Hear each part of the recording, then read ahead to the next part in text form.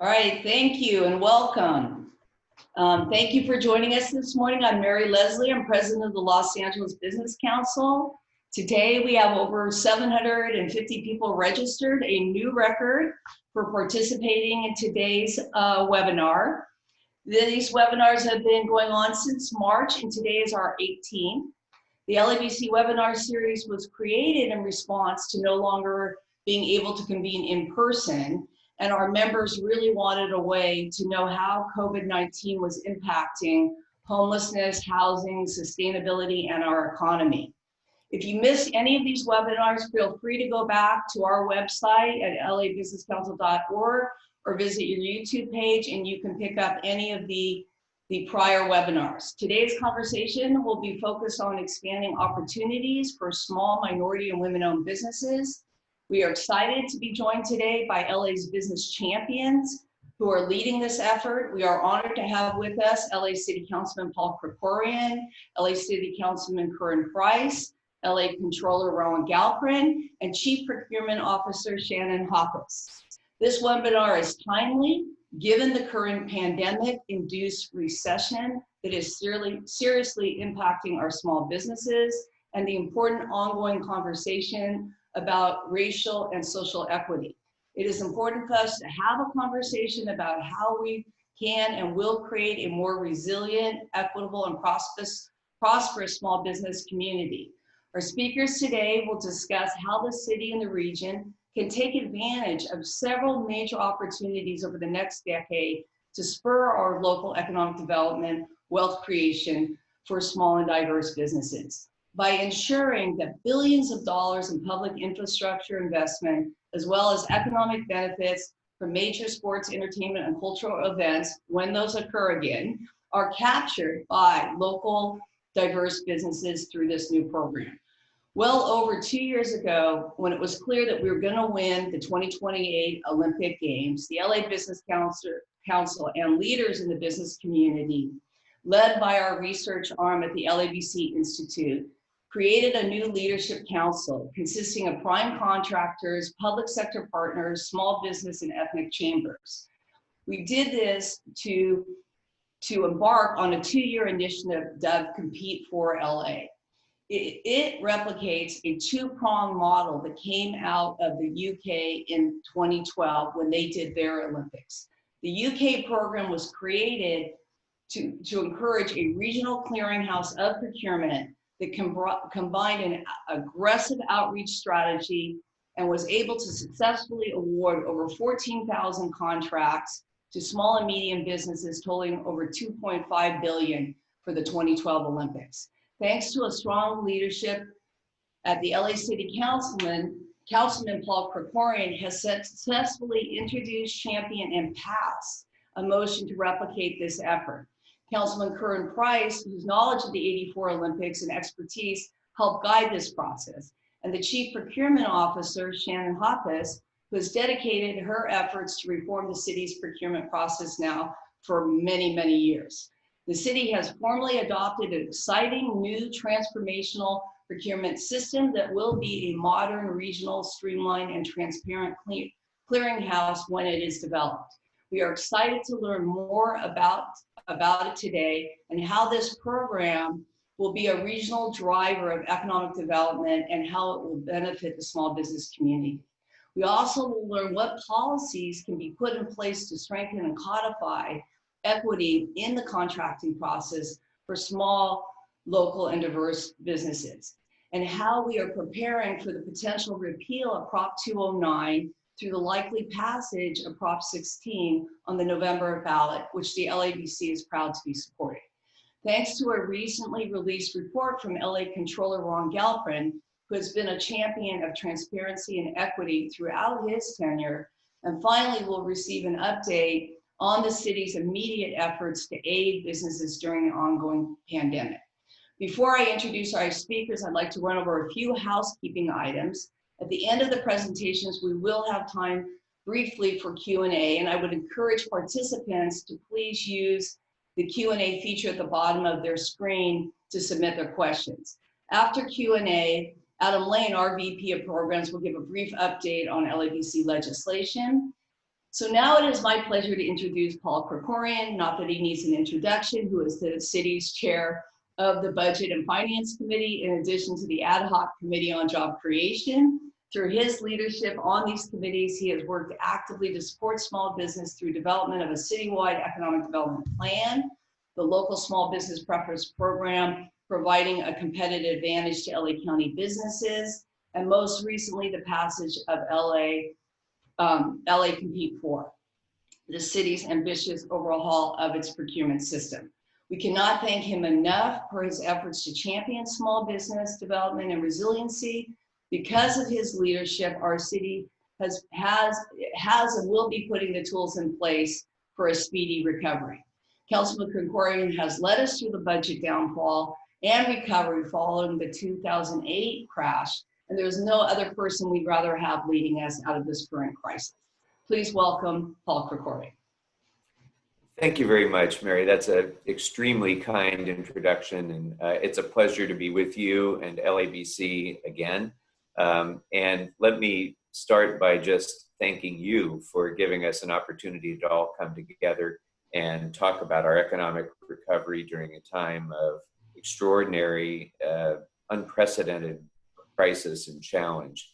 And it's good that we have this conversation, because I think that it's very easy during times of crisis like this for all of our society, for city employees, for the business community, for the residents of our city to begin to feel hopeless, to begin to feel as though this challenge is insurmountable. And when we have conversations like this, it helps us get past that. And I like to think, when we think of the Great Depression, when we think of the stock market crash of the 1980s, the Great Recession that began in 2008, and now our current situation, there's one thing that all of those crises had in common, and that is that they all ended. They were horrible and seemingly hopeless periods of time that ended, and they were followed by times of success again. And I believe this crisis will be that again. But of course, it's incumbent upon all of us in government to ensure that we do everything that we can to continue to provide businesses with the opportunity to succeed, so that jobs creation continues and economic vitality comes back to our region. And as you pointed out, one really terrific opportunity to do exactly that has been presented by the fact that we have so many important big events that will be coming to Los Angeles, and infrastructure investment that's already coming into Los Angeles. And when you look at the Olympics, when you look at Measure M and the transformation of our transportation system, when you look at the World Cup and so many other major events that are going to be coming to Los Angeles that involve infusion of a lot of contracts, a lot of economic activity, a lot of tourism, and so forth, many of these. This gives a great opportunity to spread that wealth widely among our business community, and therefore creating jobs throughout our city. But that takes effort. And that's why I'm so pleased that LABC worked so closely with my office and with the City Council to develop the Compete for LA program, because it was long overdue. Overhaul of our procurement process was long overdue, and this is a great shot in the arm to that effort. Everybody probably who's on this call is familiar with LA Bavin, which is our procurement system that is now about 25 years old. And anybody who understands the way technology moves knows that 25-year-old software is not cutting it right now. So Shannon and her team and many others in the city at EWDD and so on have been working really hard to get Bavin updated, replatformed, so that we have a system that works. And the Compete for LA overlay onto that will allow us to really make sure that the investments that are coming for the Olympics, the Super Bowl, the World Cup, all of the infrastructure investments will be accessible to the widest number of businesses, and particularly in our small local businesses, our minority and women-owned businesses that are too often, despite the efforts of prime contractors, too often left out of the equation. And when we go through government procurement now, the hundreds of millions of dollars that the city spends every single year, the city alone, we know that too often local businesses are left out, because when you're looking at lowest price bids, very often the lowest price is offered by businesses outside of the city of Los Angeles because of the cost of doing business here. So we've taken a number of steps, which I'll get to in a moment, to try to give local businesses preferences.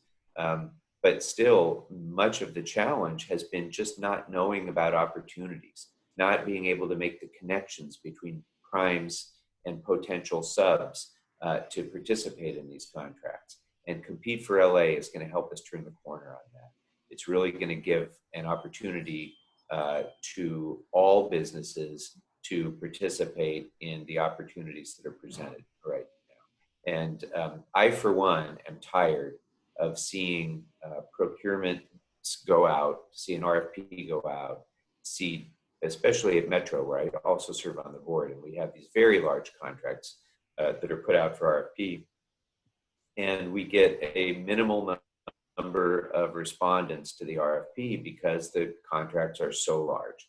And very often those contractors that we utilize indicate that they made a great effort to try to bring in local minority and women-owned businesses as subcontractors, and they just couldn't identify. I mean, we see it again and again throughout government. Compete for LA takes that excuse away, because it gives everybody an opportunity to be part of the same platform, excuse me, participating in this. It allows us to, marry the people who want to do this work with the prime contractors who want to find them. And it also allows us another opportunity to improve people's competitiveness. So when a small business comes into this platform and doesn't succeed, we can identify that. We can help lift up those potential contractors by giving them the support that they need, by giving them the technical assistance that they need to make more competitive bids in the future. So I'm really pleased with the opportunity that that Compete for LA is presenting for us to do that. But still, we need to do more to make our local companies more competitive. And if we can go to the second slide. Almost a decade ago, during the Villaraigosa administration, I introduced our local business preference ordinance, which passed and has been a great opportunity for small local businesses to have a preference in the bidding process. But it, frankly, and I know the controller will speak to this a little bit, it frankly has not succeeded in the way that we had hoped for a number of reasons. First of all, not enough businesses are aware of it. Second, the definitions that we have to use under our charter are not specific enough, don't allow us specific enough targeting to small and local businesses that we think of as actually being small and local businesses. So we have to continue to work on making additional changes. We're integrating together many of our business preference programs so that there's a more consolidated, comprehensive way to do outreach. And those will be improvements, I think, for our local preference. If we can talk now a bit about some of the, because time is short, the opportunity that is presented by this unique moment in history to revisit some of the things that have impeded businesses from succeeding and employees from succeeding in Los Angeles. you all know that we just went through a challenging budget process, certainly the most challenging one that I think I have faced in my 8 years as budget chair. And in doing that, we made it a point, and I want to give a special shout out to Councilmember Price, Vice Chair of the Budget Committee, who will be speaking in a moment.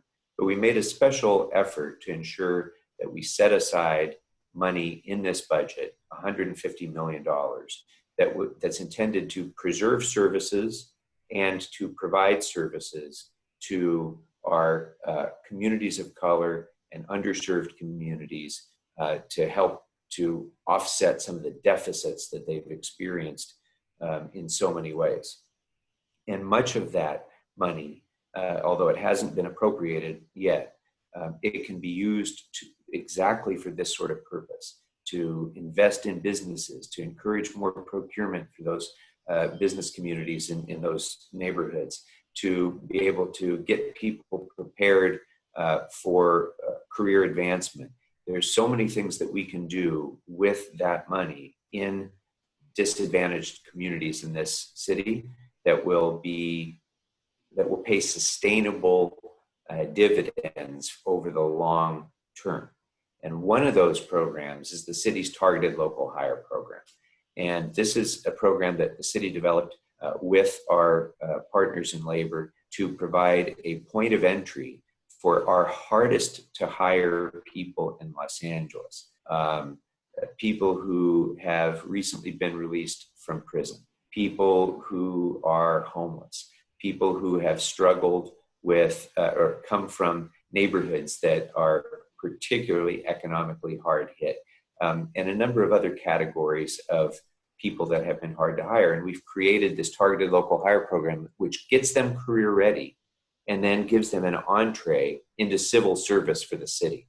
It's been an extraordinarily successful program. It allows people who are sleeping on the sidewalk 1 month to very soon be repairing that sidewalk as a city employee with a great career opportunity. So we've provided funding to be able to continue that program going forward. We've also provided funding in the budget to support the Jedi Zones, which many of your viewers already know about. The Jedi Zones are the Jobs and Economic Development Incentive Zones, which were an outgrowth of the work of the Ad Hoc Jobs Committee that I chair, as well as the Economic Development Committee that Mr. Price chairs.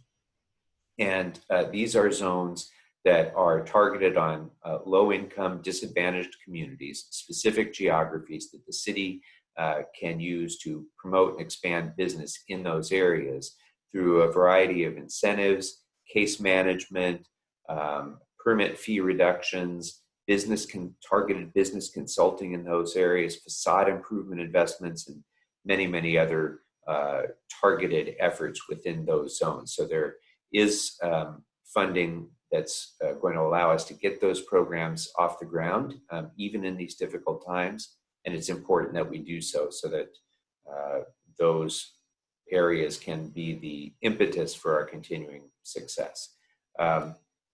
In my district, I initiated a theater grant program for our arts community that's struggling so much, particularly in the NoHo Arts District.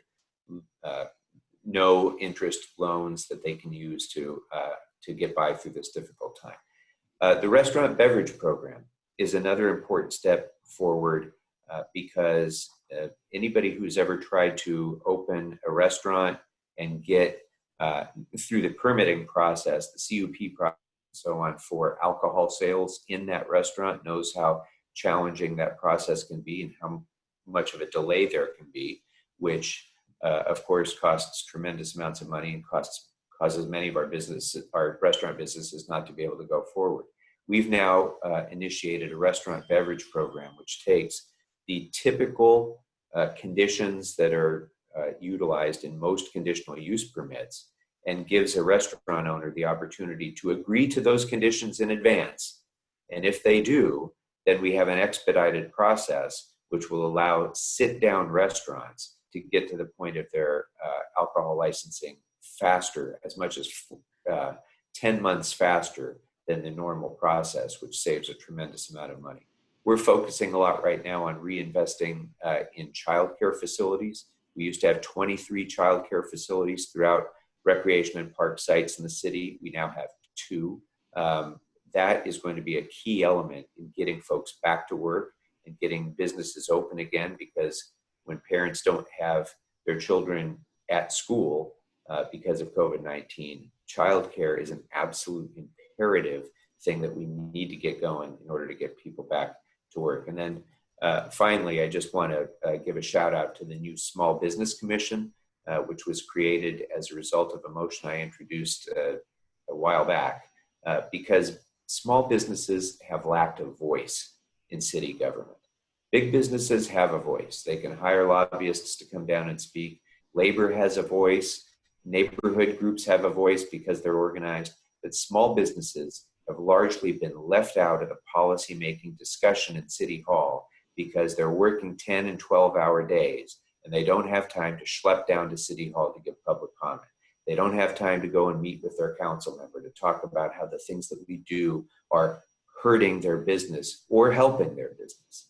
And so the Small Business Commission was created with an intention to be that voice, to help to vet some of the things that we're doing legislatively from the eyes of small business people. And I think it's going to make a big difference in how we move forward with policy making that's going to continue to support making Los Angeles a more business-friendly city. Thank you, Councilman. We really appreciate that overview, and that's a lot of really important programs.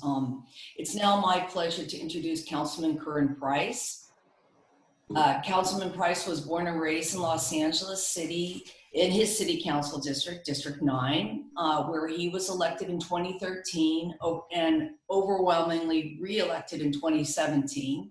The 9th district encompasses South LA and some of the city's most notable destinations, including the LA Convention Center, Staples Center, LA Live, Exhibition Park, the University of Southern California, and LA Trade Technical College.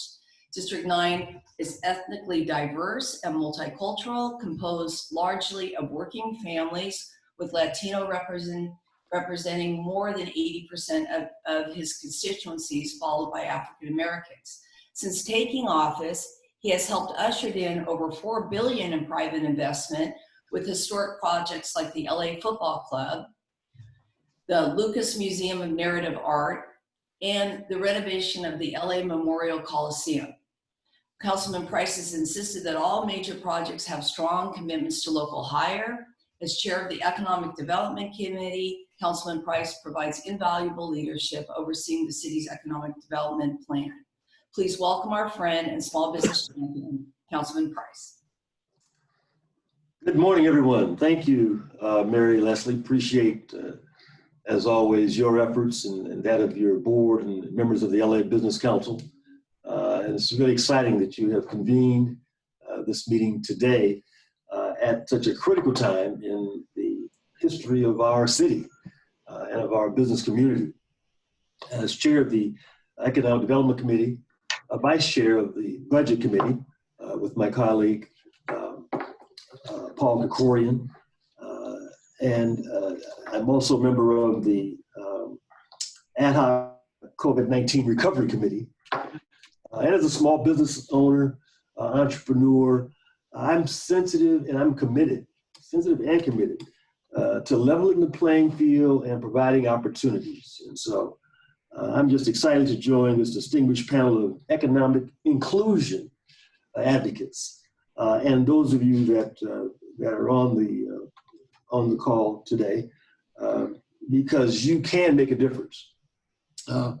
Councilman Krikorian certainly referenced our efforts in this past budget to make sure that there were some resources available to enhance not just Black and brown communities, but especially Black and brown communities. And so we have money in the budget for the targeted local hire program that he referenced. Again, an exciting effort to hire individuals who might normally would not be in the civil service chain, but providing opportunities, providing access in ways that we haven't before.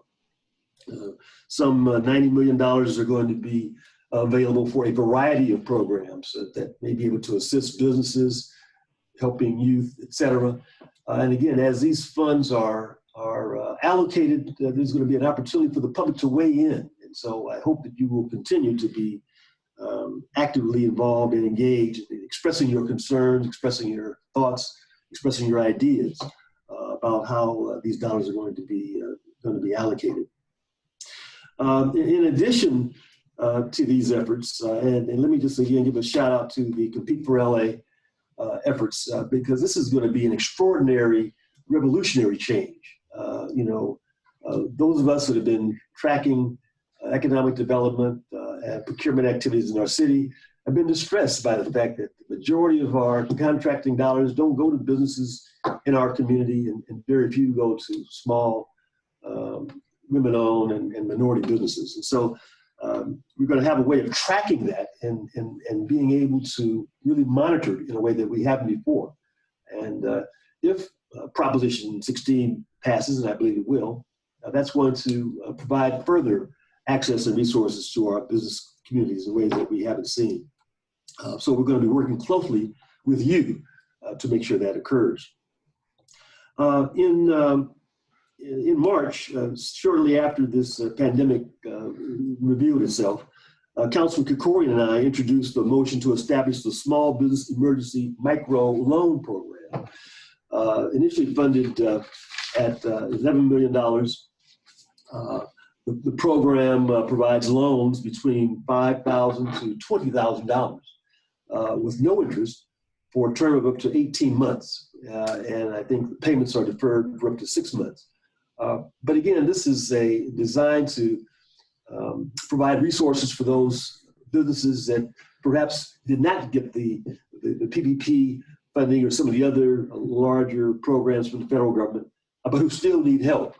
So we're sensitive to them, and we're encouraging folks to contact emergency loans at lacity.org or the lamayor.org/loan to find out more information about this Small Business Emergency Micro Loan Fund. Due to the overwhelming demand, we're currently looking to increasing this fund. In fact, I introduced a motion to utilize funds from the CARES Act to provide up to $30 million in additional revenues for small businesses. Now, again, this matter is pending before the ad hoc COVID recovery committee. We expect to take it up in August. And so again, I'm encouraging you to weigh in with your thoughts, your ideas about how these funds should be allocated, where they should be focused, and how we can make sure that they are providing the kind of relief that's so very, very important, complementing the efforts of our microloan programs.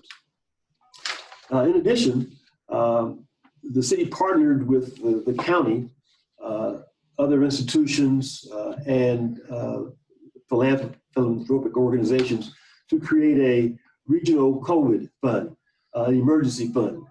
And again, this is going to be multiple rounds of grants, ranging from $5,000 to $15,000 for small businesses and nonprofits operating in LA County. Again, recognizing that many of these businesses have not received access to some of the financial support that's coming down from the feds. We want to make sure that our local small businesses are in line to receive them. So the next application portal for grants is going to open on August the 3rd. It'll be open until August the 7th. And again, we're encouraging small businesses, nonprofits to apply for these grants that again are designed to assist these organizations move forward, especially during these times of difficulty with reduced receipts, with layoffs, with closures that have, again, negatively impacted our business community, especially our small business, minority business, women-owned business community.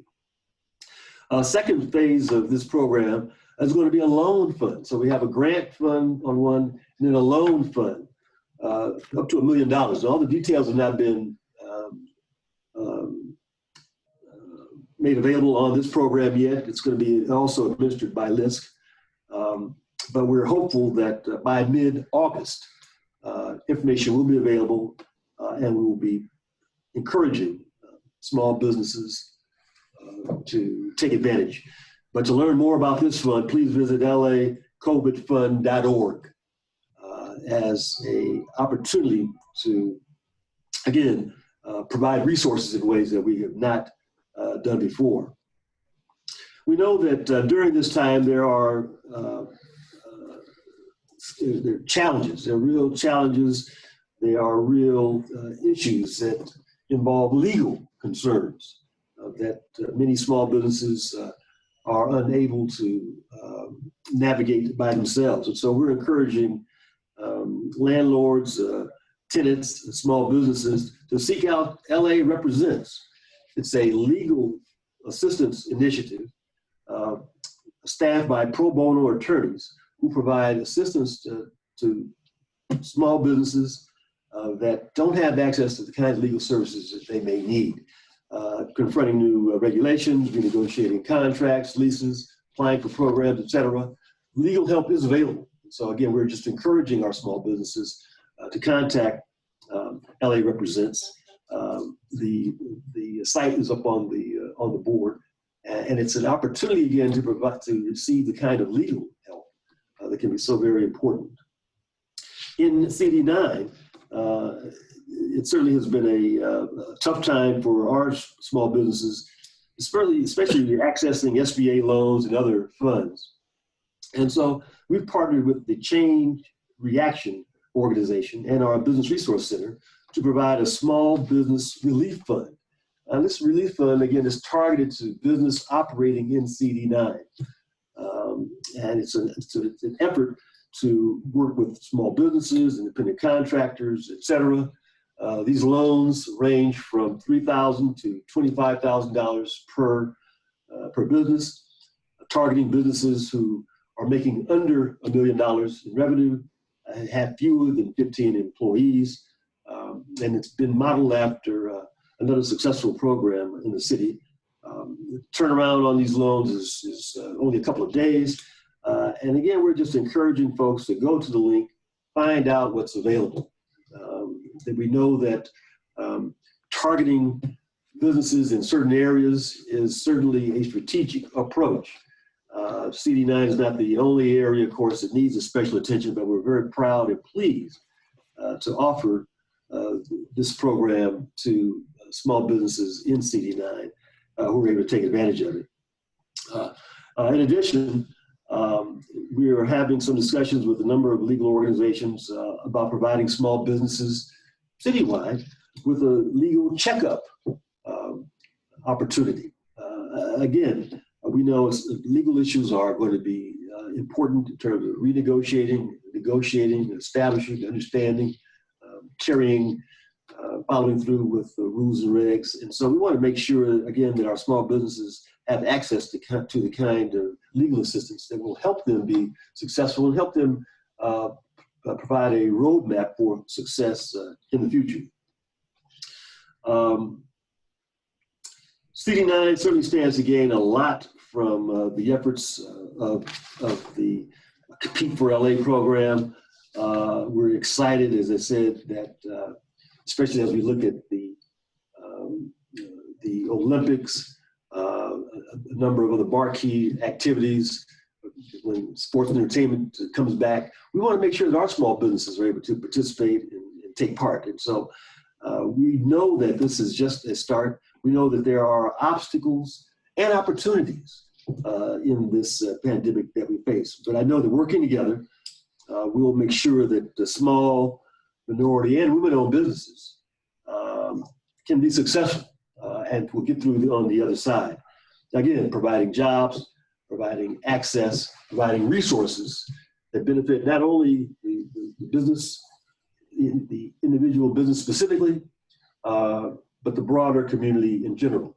So again, I'm happy to join you today. I'm excited about engaging business owners and others on this topic, especially during this time. As has been pointed out before, this is a exciting, important period of time that we're in. A chance where we are reimagining not just government, but reimagining our accountability and equity. And so we are consistent, and we are very excited about the fact that small businesses have a role to play and can lead the way in ways that will benefit not just small businesses, but the community in whole. So again, thank you. Thanks for letting me join you today. Thank you, Councilman, and thank you for everything you're doing for small business and for pointing out that they really are the backbone of our economy here in LA, and for being such a strong voice early on, Councilman Price. I think you and I and a couple others may have had the distinction during those negotiations during the Olympics. We might have been the only ones that kept bringing up small business, right? When we testify.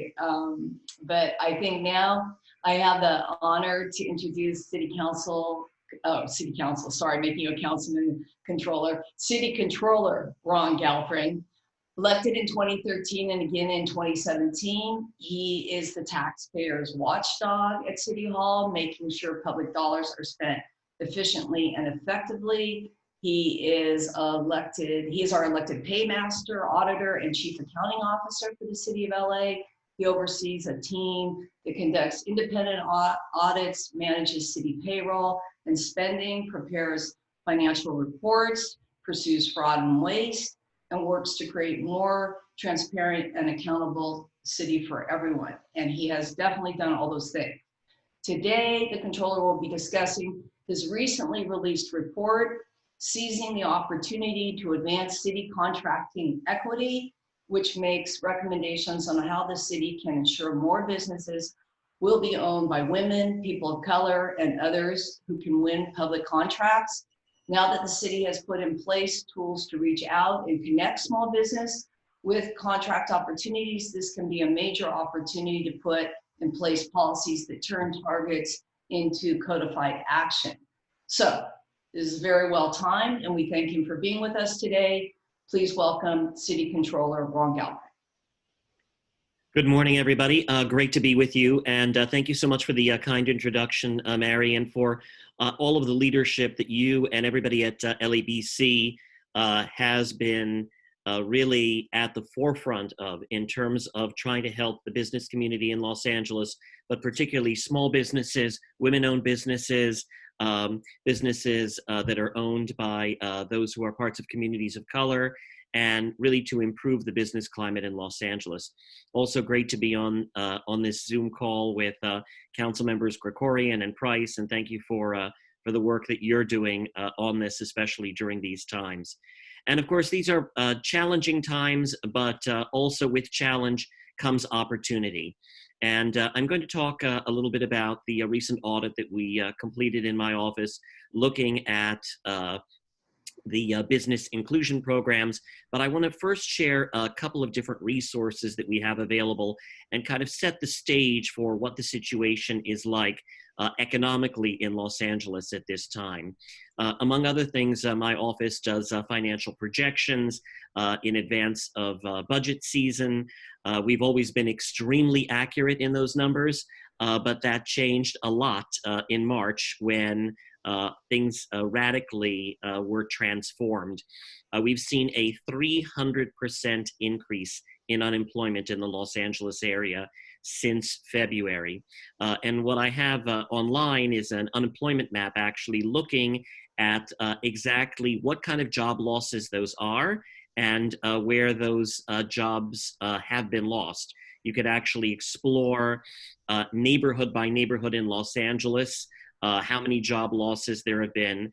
And mind you, this is just the job losses. It doesn't even fully take into consideration the number of people who are underemployed and also the number of businesses that are just not generating much or any revenue at all.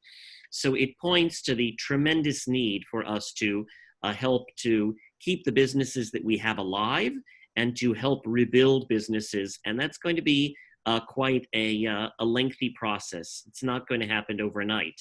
And it's going to be vital that we really help our local businesses.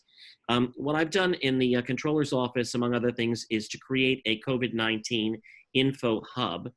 And among those features of that hub is you can click on any of these boxes. And for example, if you're a small business, if you're a freelancer and an artist, if you're a homeowner, a renter, employee, or job seeker, you can click on any of these boxes and you will find a vast amount of resources that are available. Everything from details of the CARES Act, the LA Cares Corps, which is a partnership between the city and the county, information on the state's Small Business Finance Center, links also to the city's Business Resilience Toolkit, which was put together by the Economic and Workforce Development Department, and also information on EWDD's business resource centers, which include everything from one-on-one consulting to entrepreneurial training, business courses, workforce development, and all of this available in multiple languages. Also included is, I've done a microloan tracker. There was mention made by the council members of the microloan program that the city has been putting in place. To be frank, it's been a slow go. So far, the number of loans distributed is 227. These totaled nearly 3.5 million. What I did is map each and every single one of these loans, where they're located, who they went to, what the industry is, so that we can get a sense of the distribution and make sure that that these loans are really being spread around in the most equitable way possible for Los Angeles. The plan is essentially to provide a loan loss reserve with monies that would be raised in a variety of different ways, including from the city and from the county. That loan loss reserve would be used to make it more attractive for private lenders to kick money into a fund that will then be lent to these businesses. We know, unfortunately, these loans will have a higher than usual default rate, just given the circumstances that we are in right now. So the idea is to try and minimize the risk for some of the lenders so that more money will be available. Now, if you want to see how the city is currently spending its money in terms of contracting, we've got the virtual checkbook of the city. And every single expenditure over the course of the last 10 years is in there. You can search by word, you can search by company, you can put in the name of any company, see exactly what's been paid and what it was for. You can even type in any particular product and you will find out who we bought it from and what we paid for it, and many more details regarding that.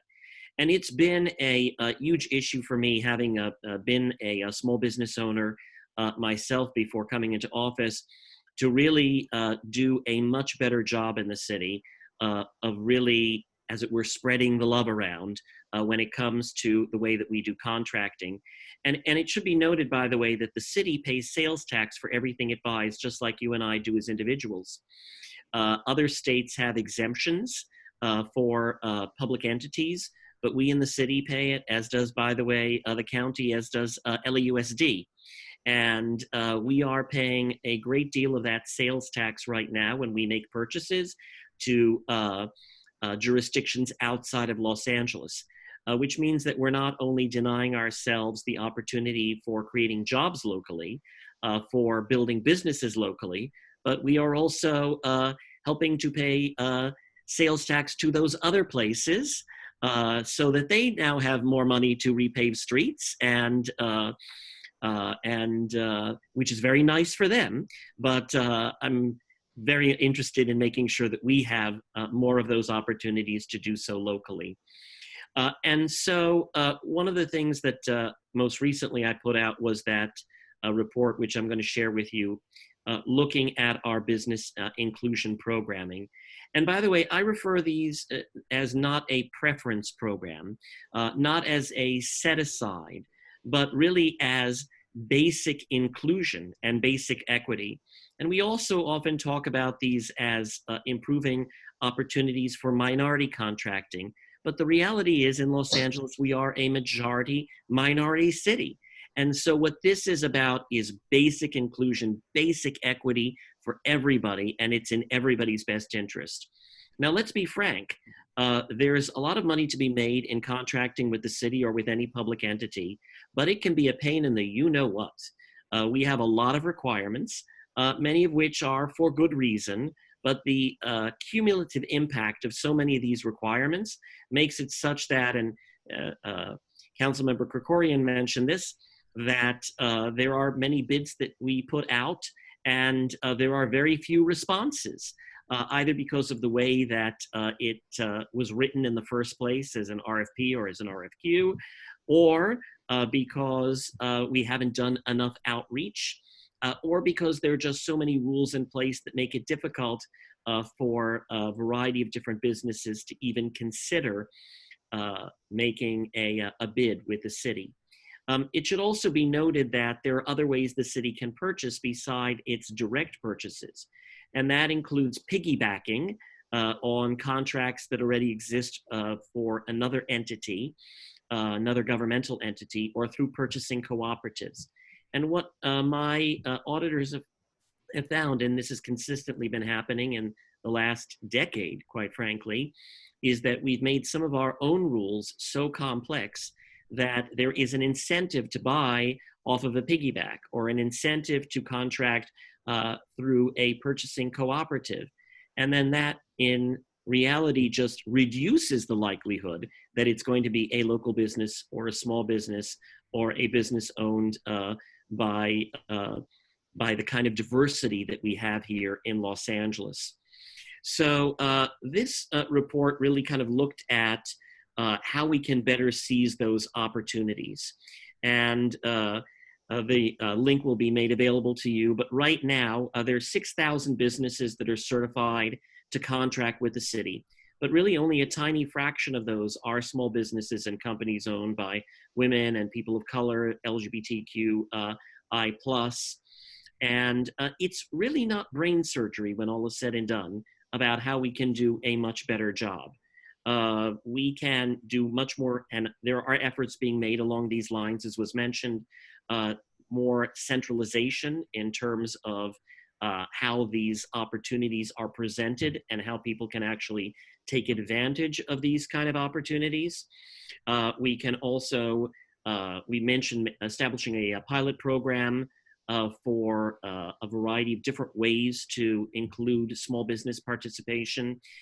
We did see, which is I think a good thing, the mayor's recent appointment of a chief equity officer in Brenda Shockley, and I'm very excited about that. We've also recommended ways to redesign the outreach process because while there may be restrictions in the law, and we'll see if that changes in the November election in terms of certain so-called preferences, there is nothing that prevents the city from doing a much better job of outreach. And I think also there's a great opportunity when you look at the cumulative buying power of the city, the county, Metro, LAUSD. If we also join forces, we can not only benefit our own entities, but we can do a lot to benefit local businesses. And we also need to standardize the data collection, as has been mentioned, and also a mentor protege program that we have recommended. Let me just conclude by saying that while these are difficult times, and while we have a huge amount of work to do in the area of really becoming inclusive and of creating a more equitable Los Angeles, with these challenges come opportunities. I'm seeing new kinds of businesses arise. I'm seeing a growth in telemedicine. I'm seeing many remote learning opportunities. I'm also seeing, hopefully, a more accessible Los Angeles city government. Imagine that you'd be able to attend a hearing without having to necessarily spend half a day to go to downtown Los Angeles and park and everything that goes with it.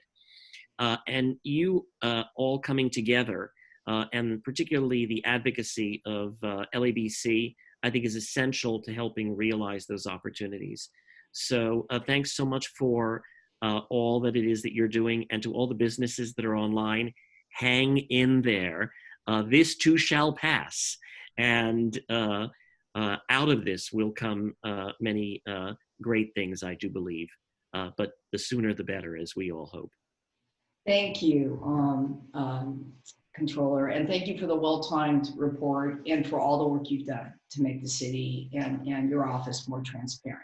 And you created a tremendous amount of accountability, and I think that's really led to some good public policy. So we thank you. Thank you. Now it is my honor to introduce Shannon Hoppus. She's the Chief Procurement Officer for the Office of Mayor Garcetti. She brings over 26 years of experience into her role as the first Chief Procurement Officer for the City of Los Angeles, which was created in September of 2019. She began her career with the Recreation and Parks Department and later worked at LA World Airports and the Department of Neighborhood Empowerment. Shannon has served on the Operations Innovation Team, a collaboration between the Mayor's Office of Budget and Innovation and the LA Coalition for Economy and Jobs, looking to reform procurement and other critical business practices in the city. She has been a great partner in our work to create a new city initiative. She has encouraged and been willing to receive constant feedback from stakeholders on how the city can improve its procurement process. She leads a task force now of small businesses and prime contractors that are helping design the program. And she is ever evolving and a true believer and a passionately committed person to seeing through this project. So it is my pleasure to introduce Shannon, who I hope is still with us. How about now? Okay. Yeah. Good morning, everybody. Thank you, Mary. I appreciate the invitation to join this panel and talk a little bit about what we're doing in the re-platforming of what you all know currently as the LA Babin. If you're doing business with the city, that is where you go to find all the solicitations that the city posts. And we are finally, after many years, 20 some years, actually relaunching it. And it's been with the collaborative efforts of all here on the call, including our departments from Board of Public Works and Economic, our EWDD department, the Mayor's Office, Council. It has been a labor of love and something that we have wanted to do for quite some time. And really the stars have aligned, and this is the perfect timing and really is going to be a critical component and foundation to our recovery for our city and our region. The goal of this platform is to not only aggregate or continue to aggregate the city's solicitations, but also the region for any and all of those that may want to participate on this platform. So the small businesses are going to have a place to see not only the city's opportunities, but really anyone else's that may be willing to participate in this space. We, as Mary mentioned, have a task force informing our development and direction of this platform.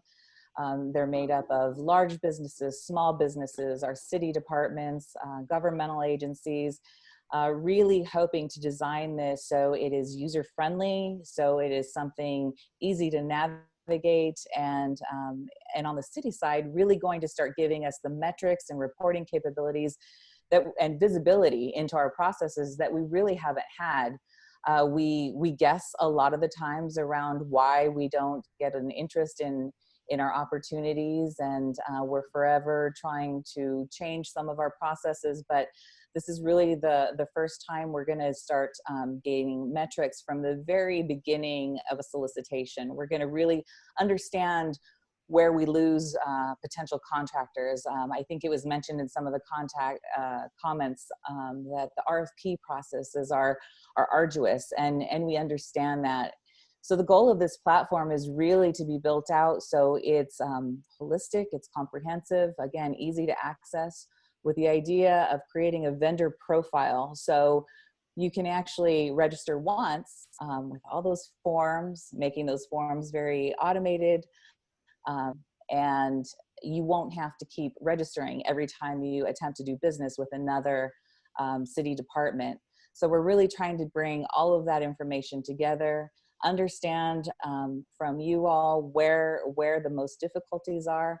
We're trying to work with our departments. We are working with our departments in the ability to streamline some of our RFPs, making them more comprehensive, easy to understand. What does that mean? No. So it's with the goal of again bringing all these opportunities so small businesses can compete and come to one place. We continue to do the certifications. We are looking at the best ways to share that information, not only with our internal departments, because we have to share that information as well, and we don't always do that the best way, but also share the information with external agencies as well. We feel that is really going to be at the crux of helping the small businesses, sharing our information that we each house, so you're not having to reapply or bring the same documents to multiple agencies. And we hope to be delivering this as soon as some of the first parts of the replatforming as soon as January. And it will continue to evolve. We are on a platform that is going to allow us to really pivot as we see the needs, instead of having to wait a long time to change directions. We're going to really be able to train our own programmers as to how to use this platform and make the changes as necessary. So when we get the feedback from the business community, we can actually make those changes on our end. I'm proud to be in this position. As mentioned, I'm a longtime civil servant who has seen procurement for my entire career, and not a whole lot has changed. I was proud to serve on the mayor's team to bring about the leadership in this space. And it's been so necessary because it hasn't been without a lot of great ideas from the staff, the city itself, the business community. It's really been about having that leadership in place that can take all of that information and start to do something with the reports that come from the controller's office, from the motions that come from the council offices, with the executive directives that come from the mayor's office, and from the input from the business community. So it's a great role. We're having a lot of fun in it because there's a lot of attention around how important it is going to be to our region and the recovery efforts ahead. So I will wrap it up and leave it to some questions. Thank you. Thank you. No, and I really appreciate that you distinguish the timing, because a whole host of these questions we're seeing right now are the difference between some of these short-term solutions that Councilman Price and Procurement have been saying, programs that have been created immediately to deal with the COVID-19, and the fact this is a process that you've engaged in over years that is now starting to roll out, and that you believe will begin in January. We'll start to see the beginnings of a more streamlined, simplified, and easier to access process by January. And you will have a new name by January. As much as I like the Compete for You, I could just live with that for a while. But whatever you're going to rename it, that's what we'll start to see in January. And then the outreach, Councilman Price and Krikorian, once you build it, will they come? So what's your thoughts on that? How do we make sure, and also Controller Galpin, how do we make sure that the people who need to know about this program and all the programs you just mentioned actually find out? Now, today's webinar helps, but what else can we do, and what else is the city doing to market and outreach its best programs or its good ideas? Well, I think one of the things we can do is have a program. Someone referenced earlier in the past, of course, we've had these not good faith efforts, but good fake efforts. And I think by the city stepping up, indicating that it takes this very seriously, that it's creating a mechanism for tracking and for monitoring procurement and opportunities. I think that's going to be an important measure for individuals, groups, and organizations. Say, hey, we need to be involved in this. We need to be a part of this. So it's almost, kitchen, what comes first. It is going to be a challenge, but I think we have to continuously talk about the importance and also make sure that our actions are meeting the needs. And so allocating funds in a way that shows that we're serious, making sure that our departments, our city government is accountable, not just the mayor, not just the council members, but the department heads are accountable and that there's an opportunity for some feedback that shows that we are serious. Yeah, I would just add, if you look at Compete for LA as an example of the need for that outreach. First of all, there's a private sector component built into this so that it's not dependent just on city government to get the word out, because we don't do that as well as the private sector does, frankly. So having the private sector do that kind of outreach is critically important. Making sure that everyone understands that all city departments are in this to win it. It's all hands on deck. We're going to bring all departments into this system so that, sorry, am I breaking up on you? Looks like I'm breaking up on you. So I'll let Mr. Galperin go in. I think there are a number of different ways that we can approach this. I'll just share very briefly an experience I had last year. I was addressing a business group with this one particular business owner who sells his products to the city of Los Angeles, but sells it actually through a distributor. So I said, well, I had my iPad with me. I said, let's see exactly what we buy that you manufacture. And within literally seconds, we were able to see what he makes and how much the markup by his distributor is. And then I said, well, let's see what your competitor is selling to us. And we did that all within a minute. And it was really eye-opening for him to see just how much data there is out there that can actually help to create a strategy for a business to do more business with the city of LA. But look, I think that some of the best ways that we're going to get more bidders are A, to make it a much better experience so that people come back. Second of all, that really make prime contractors much more responsible to seriously reach out when it comes to picking their subs to those businesses that are small and local and owned by diverse ownership. I think it's time for us to really utilize social media. The days of everybody just coming to your website are over. You got to get out there and get to people in where they are, which is online. And lastly, to look at our own policies and how that has made local procurement difficult. When it's easier to buy off of a piggyback contract, which it is in many cases, than it is to do your own contracting, then you got to change your own contracting. Otherwise, you're denying your local businesses the opportunity that they should have.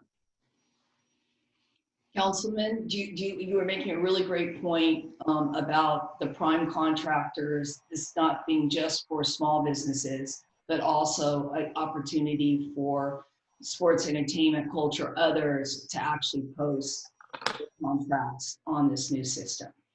Yeah, I mean, one of the benefits of Compete for LA is that this is not just LA Bavin, renewed. This is an opportunity for many government agencies and private sector general contractors to come together in one place with a simplified process for participation, so that we have many more opportunities in a single stroke for businesses that wish to participate to connect with those general contractors, prime contractors, and many government entities that are in the procurement process. And hopefully, once this is fully up and running, we will have participation from others as well, LAUSD, LA Metro, and others who will want to participate as well, because the simplified process certainly helps businesses, but it also helps government entities in having more robust bidding, which creates more competition, which is good for the government entities and the taxpayers as well. We hope to also streamline this certification process. Of course, you know, the Metro, LA Unified, the city, the school district, all have different certification programs. And so we're hopeful that we'll be able to unify that process as well to help facilitate procurement, but more importantly, to help facilitate more inclusion of businesses in the process. And Shannon, I'll give you the last word on the simplification of the process, because I have this very long question that you really don't want me to read because it involves a lot of numbers, and a lot of pages of documents, and a lot of unhappiness, okay, by some small business person who actually tried to use our system. So rather than going through all that, can you just say perhaps what the new system will look like, into what the councilman just said about the streamlined certification, and what Councilman Caprian just said about the prime involvement? Again, the goal of the technology side is to really make it so vendors can build out their profiles. Right now, vendors are having to repeatedly submit the same forms depending on how many times they contract with us. So that is a big thing, the digitization of the forms and the actual profile. So vendors are and contractors are given meaningful solicitations. Right now we get a gamut. Some feel like they get too much in their inbox, some not enough. So we're really trying to look at the keyword search capability, really honing down the NAICS codes that vendors or contractors may apply for. And then on the RFP, again, it's really looking at what is most critical for the contractors and then standardizing that. That's why we have our 40 departments involved in this process, which is including the proprietaries, really trying to standardize that look and feel of information so it's a seamless process no matter who you're contracting with the city. So those are all the efforts.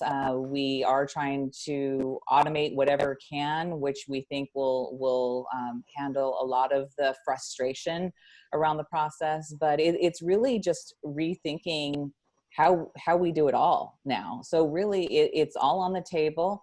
We're really trying to understand where the processes sit. Is it in the charter? Is it a state level? Is it legislation? Is it our own perceptions, you know, because they become urban myths throughout the years. So we're really trying to delve into the policy, and that's really taking a lot from all of the departments, because we all come from our different areas of expertise, and understanding where it is we can start to simplify all of this. We know it's frustrating, but the more we can, again, automate and take out the confusion, letting you know where you're at in the process. Did my applicant or did my response go through? Am I done with BIP? That comes up a lot. We're really looking at the business inclusion program, looking at how to make it more meaningful, reciprocal between the primes and the subcontractors, really breaking down our contracts as well. That is happening now particularly in our Board of Public Works, to break down those larger contracts so subs can really compete as primes even now.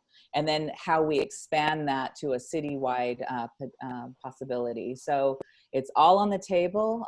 We welcome the feedback. Please participate, send us emails, and we're happy to include whatever it is you have. Well, thank you for that. And I think that, you know, as we've discussed, you'll know if it worked, that in 2021, if people turn around and say, hey, that wasn't so bad, you know, you just had a big win, okay? And I think this is the first of many conversations. For all of you that have been participating today, thank you for joining us. All the information you saw today will be posted. All the good slides and information that were provided is recorded.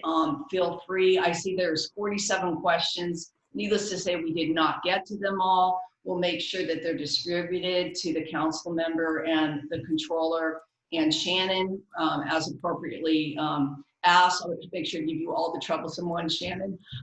And And we thank you for this today. And we thank you for your leadership, and we thank you for the many, many years it's taken to get to this point. And we don't underestimate that we will need to continue to be diligent in our commitment to seeing this through and making sure that this program is done right, which I feel confident it will be, and that it gets out and is marketed to the right people, and that new people who have never been involved in any of this before will be encouraged to do so, because as Councilman Curran Price just pointed out, there are many successful small businesses who have no idea that these opportunities await them, that have historically proven themselves and are all over our city. And for the historic work you've done, Councilman Krikorian, emphasizing the small business and the local procurement. And it sounds like Controller Galperin would like that to be a new means test for living and working here in LA, and that we will all give a pledge soon to buy local. So with that, be safe, be well, and we look forward to talking about this again soon with you. And we thank you for everything you do. Thank you, Mary. Thank Thank you. you, everyone, for tuning in. Thanks. Thank you, everybody. Thank you. I'd like to give you a quick legislative update on behalf of the Los Angeles Business Council. So the state legislature is now back in session after their recess, with 5 weeks left in the session and both chambers having put in place remote voting for vulnerable legislators. The remaining weeks will be spent focusing around legislation around COVID-19 recovery, housing, homelessness, racial equity, and unemployment. Of the bills still moving, the LABC has prioritized several that impact housing and homelessness, specifically a Senate housing package that includes measures to create a ministerial process to permit multi-unit buildings near transit, to streamline the CEQA process for smaller housing projects that include 15% affordable housing, to enhance the state density bonus law, to create a ministerial process for duplexes on single-family lots to help bolster ADU development, and finally, to allow residential developments on land zoned for office and retail space.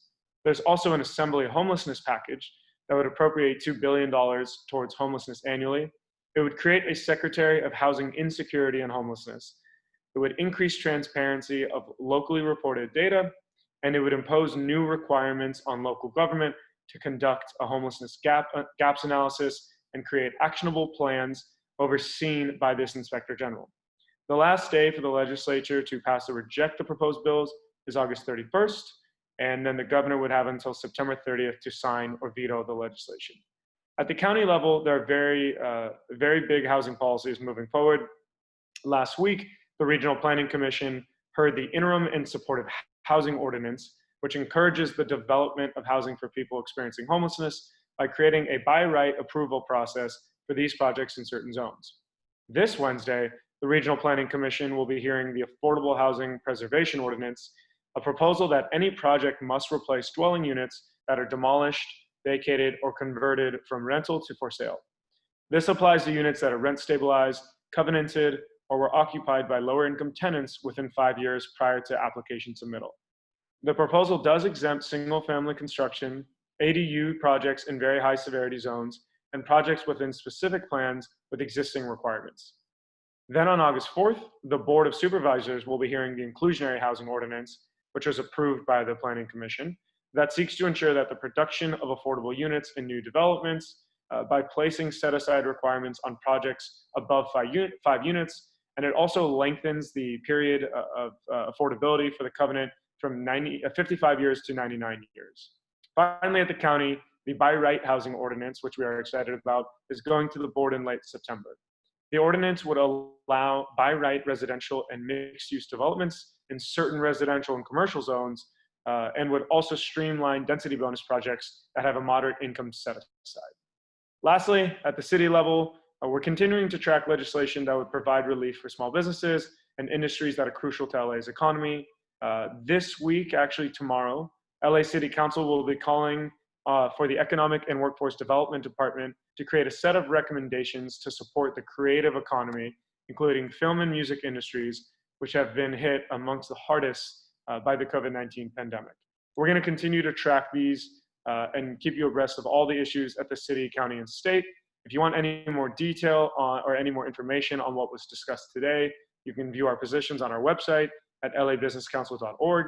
and then head to our Action Advocacy Center. And that's it for me, and thank you for joining us.